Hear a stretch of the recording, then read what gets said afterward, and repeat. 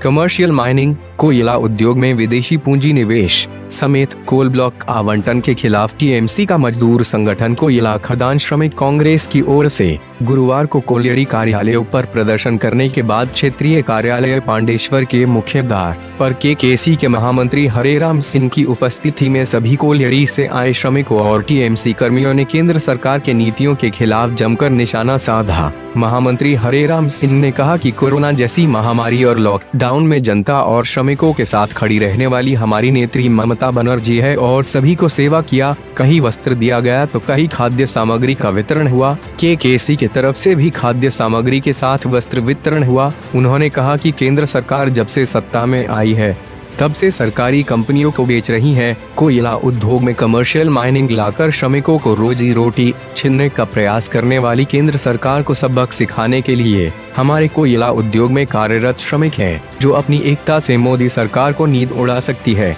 महामंत्री ने कहा कि 3 दिवसीय हड़ताल को केंद्रीय मजदूर संगठनों के नेताओं ने सफल बनाने का पूरा प्रयास किया, लेकिन केकेसी ने हड़ताल का विरोध करके दिखला दिया कि ईसीएल में सबसे बड़ी और श्रमिक संख्या वाली कौन संगठन है। क्षेत्र के अध्यक्ष बीडी विश्वकर्मा सचिव महेंद्र सिंह ने भी केंद्र सरकार की कोयला उद्योग नीति के खिलाफ केकेसी द्वारा लगातार आंदोलन चलाने की बात कही और केंद्र सरकार पर भड़ास निकाला। इस अवसर पर केकेसी नेता चिरंजीव देवनाथ, स्वर्णकमल मुखर्जी, उत्तम मंडल, रोबिन पाल, भारू गोड़ाई, लक्ष्मी सत्वार, मनोज राम, टीएमसी नेता प्रहलाद साव, मधु घोष, जमुना धीवर, अजय धीवर, पवन कुमार समेत भारी संख्या में श्रमिक उपस्थित थे। अंत में 7 सूत्री मांगों का ज्ञापन क्षेत्रीय प्रबंधन को सौंपा गया। खबर पांडेश्वर की रिपोर्ट। एरिया में 1 डॉक्टर है, कहीं 2 डॉक्टर है, दवा की कोई व्यवस्था नहीं है,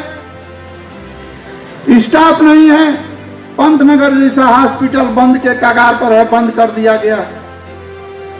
मैं ये कहने के लिए आया हूं सभा के माध्यम से, यहाँ के जीएम को हम बताना चाहते, क्या विचार कीजिए, आप नए जीएम आए हैं, आपको सोचना पड़ेगा कि मेडिकल की व्यवस्था करनी होगी, नहीं तो आपको चैन से हम कुर्सी पर बैठने नहीं देंगे।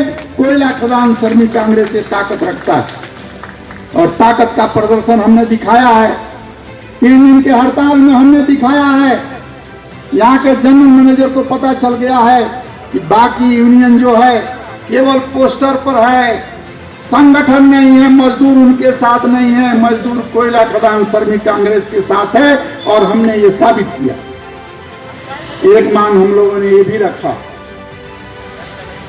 कि आप जानते हैं आज 10 साल से लेकर 15 साल तक अंडरग्राउंड के वर्कर बहुत से हमारे ऊपर में काम कर रहे हैं, जनरल मजदूर बहुत से हमारे ऑफिस में बाबू का काम कर रहे हैं, लेकिन इनको रेगुलाइज करने की बात आती है, मैनेजमेंट पलटी मार जाता है।